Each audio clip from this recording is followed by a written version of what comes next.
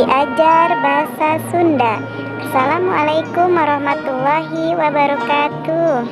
Sampurasun, kumaha daramang?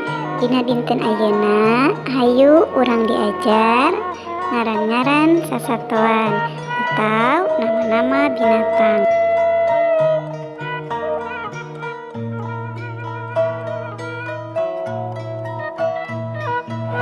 Hayam, bahasa Indonesianya ayam.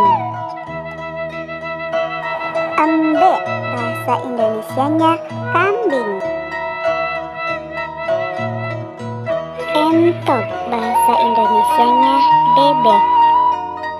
Sapi, bahasa Indonesianya sapi.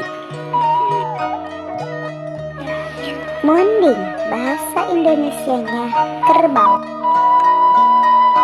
Soang, bahasa Indonesianya angsa. Domba, bahasa Indonesianya domba. Ucing, bahasa Indonesianya kucing. Sireum, bahasa Indonesianya semut.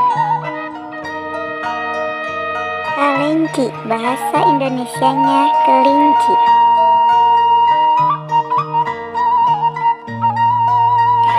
Dugi ka dieu wae pelajaran basa Sunda dinten ieu. Tugasna hafalkeun ngaran-ngaran sasatoan anu tadi diajarkeun. Hatur nuhun. Assalamualaikum warahmatullahi wabarakatuh.